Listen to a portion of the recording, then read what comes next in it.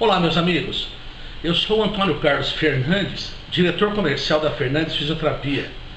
Estou aqui a convite da professora Seriane Gonçalves para fazer essa apresentação na área de membros, do CONACOMP, primeiro Congresso Nacional de Competências Pessoais. Eu me sinto muito honrado e agradecido por esse convite e vou contar para vocês aqui a história da nossa empresa e como é que nós fomos lidando com os funcionários no decorrer aí desses quase 28 anos que nós estamos no mercado. Essa história, ela diz respeito ao nascimento, em seguida como é que eu fui lidando com os primeiros funcionários, especialmente com o sócio também, e por último, o momento que eu estou passando hoje, que é o momento da sucessão e um momento assim 100% digital.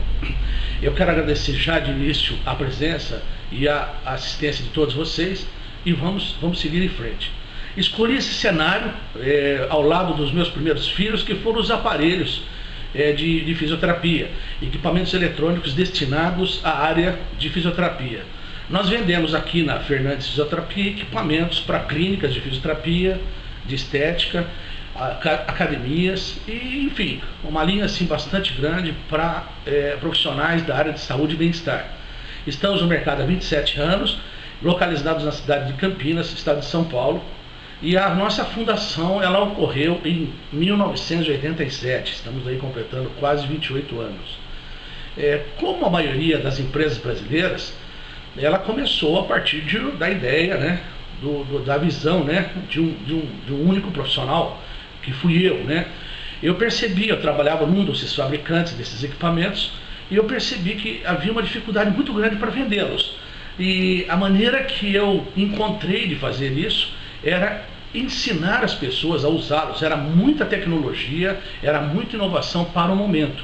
Então era mais ou menos a percepção de se ter que ensinar as pessoas a dirigir para poder vender o carro depois. A empresa foi caminhando comigo, com a minha maneira, digamos, de trabalhar, fazendo tudo, fazendo as vendas, fazendo os pacotes, fazendo a cobrança.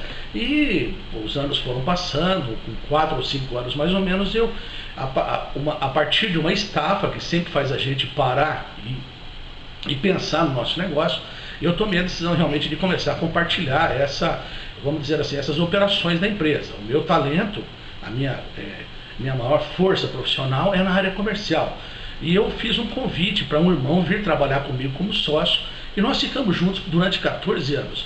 Foi uma experiência fantástica, foi com muita alegria que eu tive esse trabalho, essa jornada durante esse tempo com ele, e aprendi assim muito, porque nós somos muito diferentes. O meu irmão Júnior, ele é um profissional extremamente organizado, muito analítico, muito planilha, E obviamente ele foi para uma função administrativa e financeira, E eu, um cara da área comercial, gosta de se relacionar com as pessoas, lida com as pressões do mercado, Enfim, essas duas características nos sócios levaram a nossa empresa aí numa projeção fantástica. E na ocasião, nós tínhamos pouca tecnologia. Quando nós tínhamos um orçamento ou uma proposta comercial, ela era enviada aos nossos clientes ou pelo correio. Aquilo demoraria uns 3 dias para chegar, ou pessoalmente, se você tivesse pressa, Então era um modo de trabalhar onde nós dois adquirimos uma pegada muito forte de aproximação, onde não precisávamos nem conversar muito. Eu estava no telefone fechando o negócio e ele, o Júnior, já percebia essa conversa e já ia correndo atrás, digamos, de comprar a mercadoria do nosso fornecedor. Então éramos assim em dois, mas fazíamos 100% de todas as tarefas. Bom, com o passar do tempo, claro, esse cenário foi mudando, foi apertando, os clientes foram reconhecendo o nosso trabalho como sendo um trabalho diferenciado e começaram a ligar para a gente. Eu já não precisava ir tanto nos eventos, eu não precisava ir tanto nas visitas, nas visitas técnicas de demonstração desses equipamentos. E aí surgiu a necessidade de contratar a nossa primeira funcionária. Foi uma experiência fantástica, porque ela chamou-se Daniela, chamava-se Daniela. A Daniela veio trabalhar conosco E óbvio, né? Nós dois estávamos assim muito sintonizados com a missão e com o trabalho e com as necessidades. E ela chegou, né, com toda a boa vontade, e nós percebemos ali que a gente teria assim bastante dificuldade para ensinar as tarefas para ela, porque nós sabíamos fazer, nós não sabíamos ensinar, né? Nós não sabíamos fazerem, né? E aí foi assim uma experiência interessante, porque a gente viu que realmente ela não teria condições, ela era muito boa em algumas coisas, no aspecto atendimento, simpatia, cordialidade, mas ela não tinha, digamos assim, a velocidade que nós dois havíamos adquirido. E nessa ocasião eu tive uma inspiração muito bacana com o livro do Ricardo Semler, né? Virando a própria mesa, onde ele menciona num capítulo que se você tiver uma pessoa ao seu lado, né, de confiança, com competência, com 70% da sua competência para executar tarefas, é melhor você delegar. É mais barato para a empresa e você vai ter mais tempo para se dedicar a tarefas que realmente serão mais assim mais complicadas, um pouco mais difíceis para serem executadas, tá? O importante é que nós percebemos isso rápido e aí nos adaptamos a esse novo cenário, começamos a passar para a Daniela algumas tarefas e aí surgiu a necessidade de ampliar também com a área comercial e contratamos a nossa primeira vendedora, né? Veio a Paula, né? Paula está conosco, hoje ela não está mais na empresa, ela está com a sua própria clínica de estética, mas foi uma segunda experiência assim, também muito interessante, porque a Paula veio com uma energia muito grande. Na área comercial precisa disso, né? Essa coisa do entusiasmo, né? Não só do convencimento, mas o vendedor precisa comprar o produto antes de vender, né? O vendedor precisa comprar a empresa, comprar a marca da empresa, né? E a Paula fez isso já desde o primeiro dia. E onde a gente começou a sofrer um pouquinho foi nas questões ligadas à negociação, né? Nós até dizíamos assim: Paula, você é muito chorona, você chora mais do que os clientes, né? Porque ela queria fechar os negócios. E os clientes têm propostas melhores, às vezes, da concorrência, no aspecto preço, no aspecto frete pago. E a Paula nos dava muito trabalho, mas, de qualquer forma, ela não era, digamos, ela não tinha essa alçada, né, de decisão. Ela precisava falar conosco em termos de negociações diferenciadas, né? Ok, as coisas foram caminhando, a empresa foi crescendo, né? E essas contratações, elas foram assim na raça, né? Alguns anos depois, eu percebi que eu precisaria ter uma consultora para poder ensinar ou continuar o meu trabalho, só que agora já com um pouco mais de fundamento científico, né? Como é que os equipamentos deveriam ser utilizados, quais eram as contraindicações, coisas voltadas realmente à necessidade do dia a dia da clínica. Eu ensinava os nossos clientes a como operar os equipamentos, mas quando eles faziam uma pergunta se o equipamento servia para determinada situação, se atendia quantas sessões por semana, eu não tinha condições de dar essa informação, porque não sou fisioterapeuta, nem mesmo trabalho na área de estética com formação para isso. Então surgiu a necessidade de contratar uma profissional que me ajudasse, e eu tenho uma coisa muito interessante para contar para vocês. Eu fiz uma entrevista com uma jovem chamada Priscila, está conosco até hoje, e a Priscila veio para uma entrevista no final do dia e ela chegou assim deslumbrante. Ela veio com uma apresentação pessoal fantástica. Realmente eu fiquei assim bastante preocupado. Cheguei à noite em casa e sentei com a minha mulher e falei: Del, eu acertei uma consultora, vou ter lá alguém realmente de muito talento. Eu senti que ela tem muita segurança daquilo que ela fala, mas nós vamos ter um probleminha. A moça é muito bonita, viu? E isso não é fácil, digamos, de administrar, né? Porque eu já tenho 2 funcionárias, às vezes as mulheres podem ser um pouco ciumentas, mas eu não me preocupei muito com aquilo, apenas comentei com a minha mulher e, ok, no dia seguinte vim trabalhar. A Priscila veio normal, uma pessoa normal, e eu confesso que fui vê-la linda daquele jeito somente alguns anos depois do seu próprio casamento. Então é uma coisa muito engraçada, uma entrevista de emprego, né? Não que ela tenha me enganado, muito pelo contrário, a gente tem que realmente mostrar o melhor numa entrevista de emprego, afinal de contas estamos sendo avaliados. Mas ali eu percebi que uma entrevista de emprego é uma porta de entrada, mas existe todo um corredor para o funcionário trafegar, né? Até que ele possa chegar realmente no cumprimento da sua missão, né? Uma vivência também muito interessante que eu queria compartilhar com vocês foi quando nós contratamos, eu acho que foi a melhor vendedora que tivemos aqui na loja. Eu tenho um grande orgulho de ter trabalhado com ela. Claro, uma águia, né? Eu não ia conseguir segurar, uma águia chamada Marcela, né? A Marcela foi muito interessante a maneira como eu a contratei. Aqui perto da nossa loja nós almoçamos numa padaria. Há muitos anos fazemos isso. Eu vou lá todos os dias, né? E são mesmo self-service, e a gente conhece todo mundo ali, os funcionários nos conhecem, tudo. E de repente uma moça, uma baixinha, loirinha, muito simpática, veio ali perguntar o que eu queria beber junto com a refeição, né? E me serviu tudo, e no final da refeição ela chegou até mim e falou assim: você aceita uma sobremesa? Nós temos gelatina por apenas R$1. Amigos, eu levei um susto nesse momento, porque eu não estava acostumado com esse tratamento na padaria. Não que não me tratassem bem, muito pelo contrário, me pegam no colo até hoje, mas me ofertar uma gelatina no aspecto de venda do produto, né? Custa apenas R$1. Então eu falei, nossa, né? Quem é você, né? E ela falou, olha, meu nome é Marcela, eu sou pedagoga, estou aqui. Eu acho que ela percebeu, né? Que era algum empresário, algum comerciante, né? Muito inteligente, né? E ela já justificou estar ali, né? Não que aquele emprego não fosse algo que a denegrisse de forma alguma, mas ela fez questão de mostrar que era um emprego, um trabalho temporário. Eu sou pedagoga e eu estou aqui trabalhando no comercial, no atendimento de clientes, e é temporário, né? E eu vou logo me encaixar, estou mudando aqui para Campinas, né? E eu e meu marido estamos construindo a nossa vida, né? Eu falei, nossa, que interessante. E eu falei, então você vai trabalhar pouco tempo aqui? Ela falou, sim, assim que eu conseguir assim, uma oportunidade, eu vou sair. E eu fiquei encantado ali com a Marcela, com aquela forma de atender, muito desinibida e tudo, e tirei um cartãozinho do bolso e dei para ela com muito cuidado, porque eu sou muito amigo do pessoal da padaria e eu não queria roubar a funcionária deles, né? E falei, olha, o dia que você tiver uma oportunidade, passa na nossa empresa, aqui pertinho, né? Toma um café com a gente, para você conhecer o nosso trabalho. Pode ser que a sua oportunidade esteja por ali. Bom, eu continuei ali, terminando a refeição. Eram 2 horas da tarde, o horário que a Marcela saía da padaria. Ela estava terminando o turno dela e realmente saiu.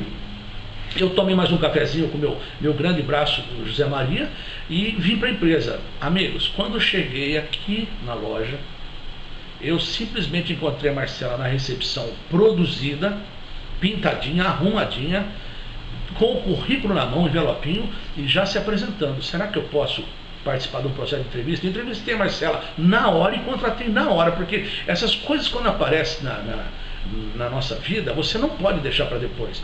E se não acertou, você vai descobrir isso lá na frente, você toma uma decisão a respeito. Mas eu não podia perder, entre aspas, a Marcela. Trabalhou conosco vários anos, fez grande diferença aqui, mas é aquilo que eu falei no começo da conversa. É uma águia e águias voam alto, e ela foi para oportunidades melhores. Nós somos amigos até hoje, somos parceiros, fazemos eventos juntos, enfim, né? Foi fantástico.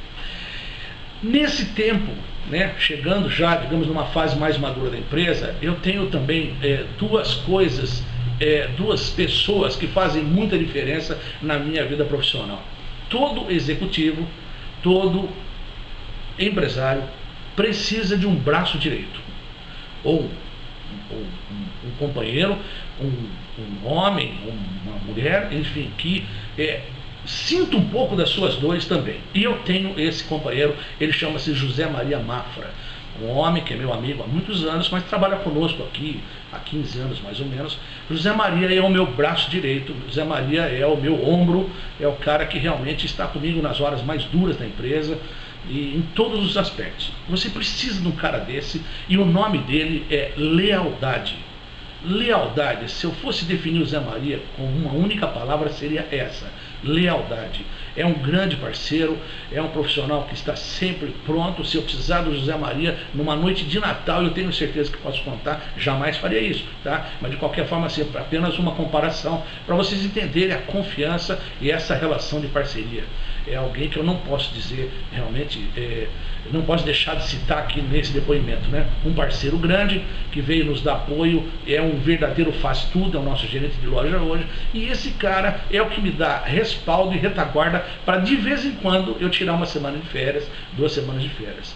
E todos nós, empresários, todos nós líderes que lidamos com pessoas, passamos por dias duros na nossa vida, não só no momento de demitir um funcionário, mas mesmo nas horas de lidar com as equipes, lidar com os desafios. Não é fácil ser líder. Como dizia o ex-presidente Collor, né? Não sei se é um bom exemplo, mas a liderança isola, e é verdade. E nessa hora, meus amigos, você precisa do seu lar. Você precisa de uma companheira ou de um companheiro que esteja de preferência fora do negócio e tenha aquela visão do companheirismo, a sua esposa, o seu marido, né? E eu tenho a Dinalva. Quando eu chego em casa à noite, quando nos encontramos no final de semana, ela tem uma percepção de companheira mesmo, sabe? Às vezes eu conto uma história ou uma dor para ela, né? E ela me dá assim uma solução, uma saída incrível, né? Espontaneamente. Eu acho que é coisa do amor mesmo, acho que é coisa do sentimento, né? Onde você conhece seu parceiro, a sua companheira, né? E você sabe os seus pontos de maior desafio, onde ele tem que realmente se superar e tudo, e aí você usa essas, acho que propriedades do amor, né? Essa aproximação, essa questão de ser torcedor, né? E, nossa, feliz do empresário, feliz do líder, ou da líder que tem um companheiro, uma companheira, de preferência fora do negócio, com a sua pegada, digamos assim, de ser torcedor, de ser companheiro e poder contribuir, né, com as suas ideias simples, a sua visão do cenário, do panorama que o companheiro vive, né? É fantástico, realmente uma alegria, né? Ver que as coisas se resolvem de uma forma tão simples, com uma torcedora, com uma companheira, né? Não podia deixar de falar dela aqui e da importância que ela tem nas decisões que eu preciso tomar e com o quanto isso é importante, né? Eu, trabalhando com este grupo, né, e trabalhando também com outros grupos, seja na igreja, seja no trabalho voluntário, seja em organização de evento, né, eu percebi uma coisa: em qualquer grupo de pessoas, você sempre vai lidar, né, com 3 situações de motivação, né? Pessoas extremamente motivadas e pegadoras, sintonizadas com o projeto, pessoas assim muito desmotivadas, que não vem a hora daquilo acabar, ou não tem nada a ver com aquilo, né? Não significa que sejam pessoas ruins de forma alguma, é questão de motivação mesmo, de ter aquela coisa do brilho, do entusiasmo. Desmotivadas e pessoas neutras. As pessoas neutras, uma hora oscila para o lado dos motivados, outra hora para o lado dos motivados, tá? E o líder, né? Se o projeto tiver uma liderança, um dos maiores desafios dele é justamente motivar este grupo. As pessoas neutras, que elas precisam realmente ser colocadas no projeto, elas têm que ter uma opinião a respeito daquilo, né? Aliás, acho que é um conceito bíblico até, né? Não seja morno, né? Seja quente ou seja frio, né? Então, lidar com essa situação e saber que ela vai existir em qualquer grupo, né? Por mais que você queira, até mesmo eu acho que dentro de um time de futebol, na hora de uma partida, acho que tem ali alguns super motivados, guerreiros, querem levar a camisa, o escudo do clube para frente, e outros nem tanto, tá? Mas o fato é, qualquer coisa que você fizer onde vão envolver grupos de pessoas, você precisa ter essa percepção de que tem gente ali que realmente não está nem um pouco empolgada com aquilo. Não se frustre não, isso é do ser humano, ok? A gente não consegue contentar todo mundo. Para vocês terem uma ideia, essa questão de não conseguir contentar todo mundo, eu já vi muita coisa na minha vida profissional. Uma das que eu posso dizer para vocês, uma vez nós organizamos um evento lá em Belo Horizonte, e com muito cuidado, o evento assim, a gente cuidou de todos os detalhes, e na ficha de avaliação do evento, teve lá um participante que falou assim: haja pão de queijo. Ou seja, ele fez um comentário dizendo: para que tanto pão de queijo? Quer dizer, porque nós servimos pão de queijo quentinho em todos os intervalos, e tinha lá um cara que não gostava daquilo, tá? Então, não tem como agradar todas as pessoas, né? Uma outra coisa, Já que você tem que lidar com pessoas motivadas, desmotivadas ou neutras, você vai ter que ter uma pegada de liderança diferente para cada um. O discurso não pode funcionar para todo o grupo da mesma forma. De vez em quando, amigos, vocês precisam realmente pegar aquela brasinha, aquele funcionário, aquele colaborador que saiu do fogo, né? Essa é uma história muito bonita, e eles perdeu a sua incandescência, o seu brilho, e colocaram de volta no grupo. E isso tem que ser feito com a mão, com bastante cuidado, com uma pegada individual. Você precisa acompanhar um pouco os sonhos dos seus liderados, dos seus companheiros de trabalho, da sua equipe. Não é simplesmente aquela coisa de trabalhar 8 horas por dia dentro de uma empresa, único e exclusivamente no aspecto profissional. Você precisa viver um pouco, sem nenhuma intromissão e com uma distância inteligente, né? Mas entender um pouco os valores dos seus funcionários, para que você possa realmente ir alinhando o discurso, né? E fazendo aí, digamos, uma certa administração, né? Como diz o professor Otton Barros, né? Um bom líder, ele precisa ser duro, mas tem que ser justo. E esse fator justiça, fazer o máximo por todos, né? Ele precisa ser visto de forma diferente de uma pessoa para outra, tá? A liderança tem que realmente ser específica. Quando se fala assim em liderança feminina, um pouco que eu li a respeito é justamente isso, porque as mulheres têm uma liderança, uma capacidade de liderança mais pastoral. Se alguém se desgarra ali, elas têm facilidade. Os homens já são um pouco mais duros. Não, ele que se recoloca outra vez no grupo, né? Enfim, e eu percebi que tem 2 aspectos muito importantes no trato com as pessoas dentro de uma empresa. No início, quando nós contratamos os nossos primeiros funcionários, eu achei que era o salário. E realmente isso é imprescindível, né? É fundamental você ter aí uma remuneração de acordo com o mercado e a capacidade de premiação, né? Por metas atingidas, enfim. Mas tem 2 coisas que eu percebi que são muito mais importantes. Primeiro, desafio. Você precisa dar um desafio para o seu funcionário. Eu tenho certeza que você consegue fazer isso aqui. Você já fez isso e agora você, por ter feito tão bem feito, você vai fazer melhor ainda.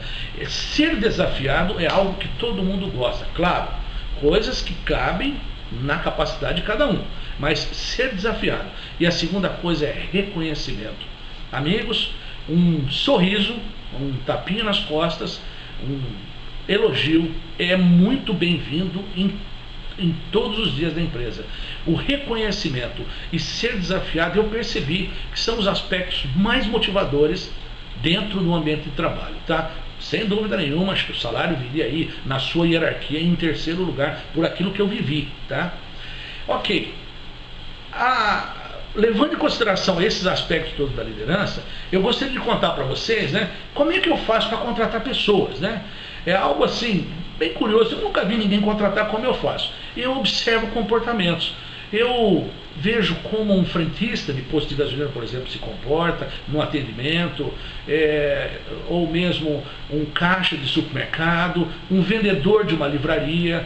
E quando observo que sou muito bem tratado no lugar, eu procuro voltar ali e ver se eu não dei sorte, se o cara não estava num dia bom, se aquilo é um comportamento habitual. E me aproximo mesmo da pessoa para aprender um pouco com a motivação dela, né? E muitas contratações aconteceram nessas oportunidades. Claro, né? Eu não fico roubando funcionários de empresa, não é isso, não. Mas eu sinto se ele está motivado ali. Porque se ele está me atendendo com tanto entusiasmo, provavelmente sim. Mas tem casos que não está. E aí você não pode perder o talento. Lá vai o cartãozinho dentro do bolso dele, tá?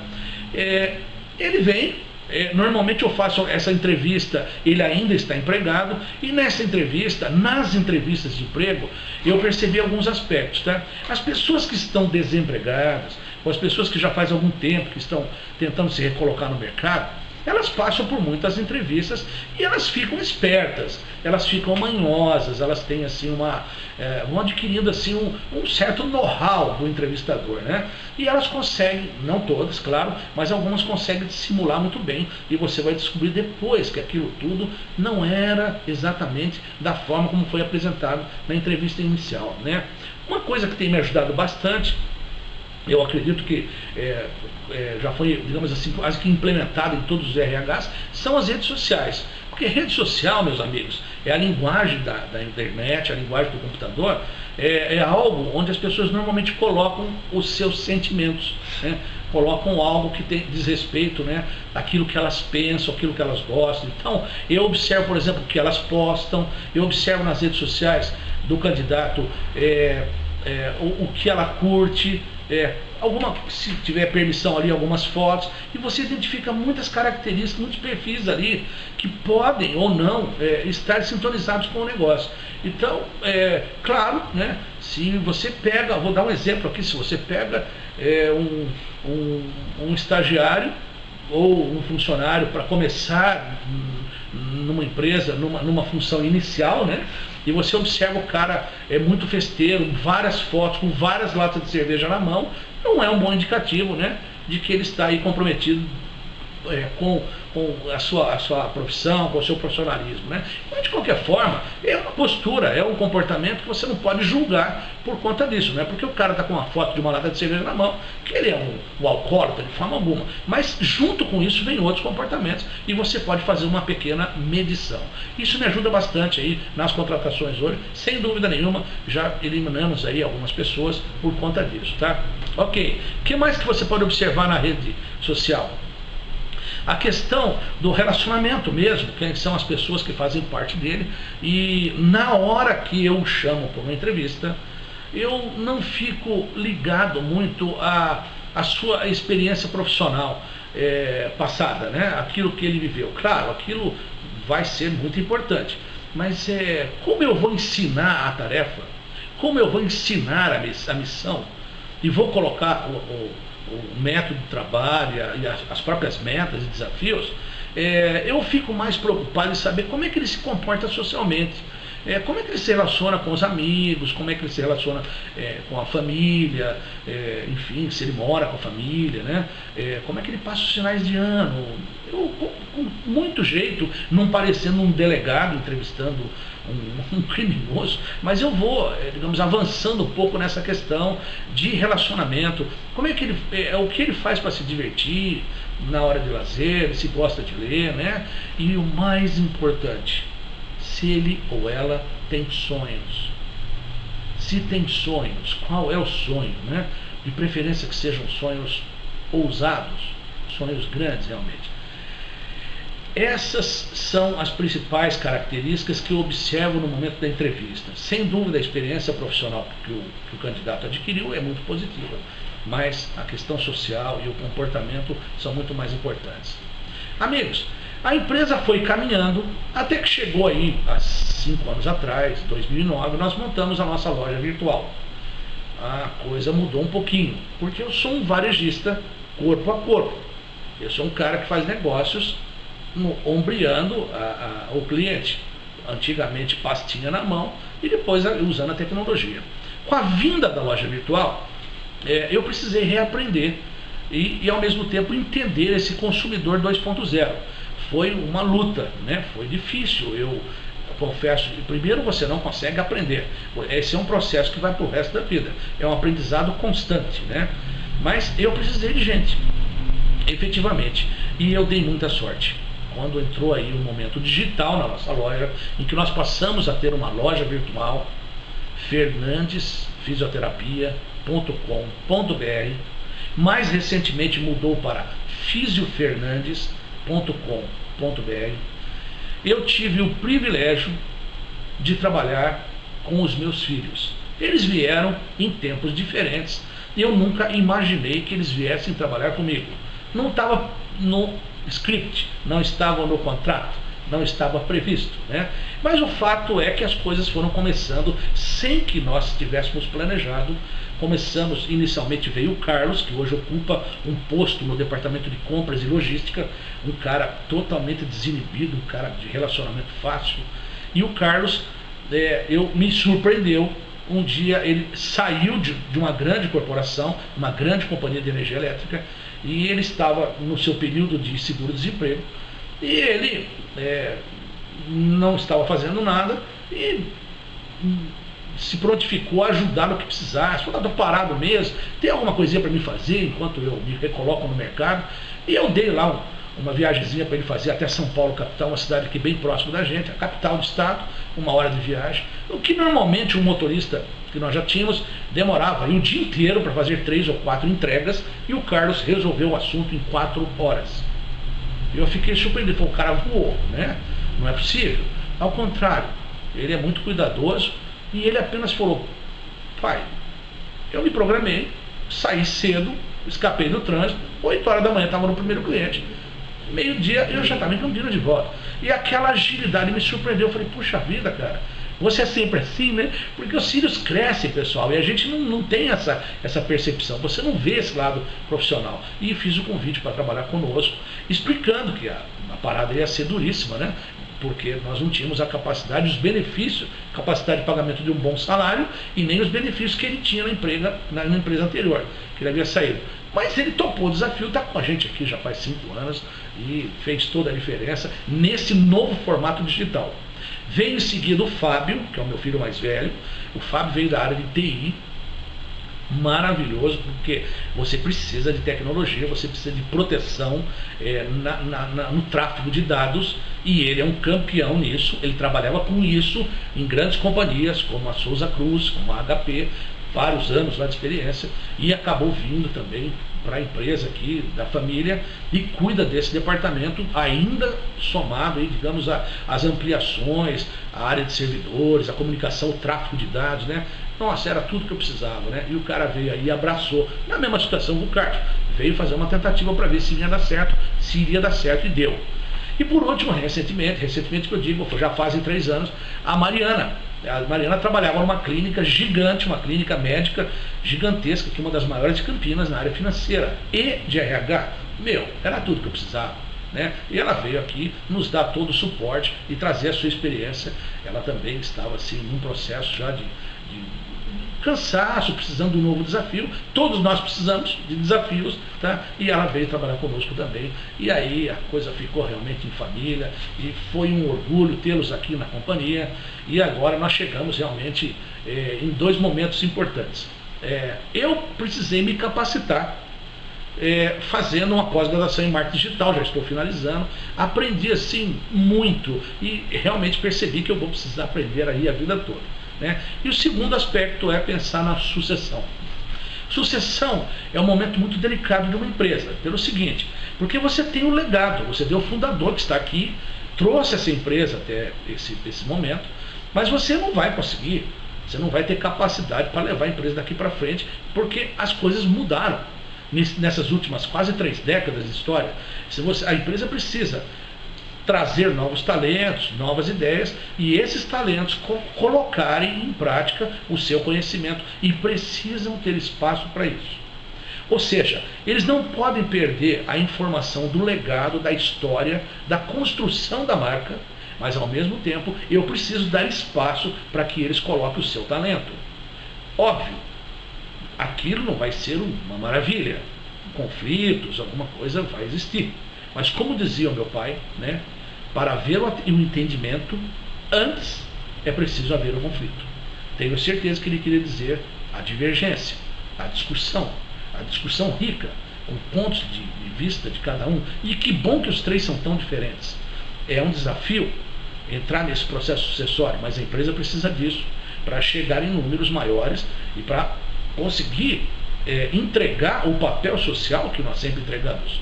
Eu fico feliz hoje, nós estamos no ano de 2014, com quase 30 funcionários, e nessa história toda de quase 3 décadas, grande parte deles comprou suas casas, seu apartamento, seu carro, viajou nas férias para lugares fantásticos, né? Graças, né, essa relação de parceria que tiveram conosco como funcionários. Eu sou muito grato a cada um dos funcionários que passaram por aqui, ou que estão aqui até hoje, porque eles me ensinam todos os dias da minha vida como ser um empresário, né, justo, um homem que possa realmente se orgulhar de ter montado essa empresa aqui há 27, quase 30 anos atrás, né, e ter tido essa trajetória de sucesso e reconhecimento hoje no mercado.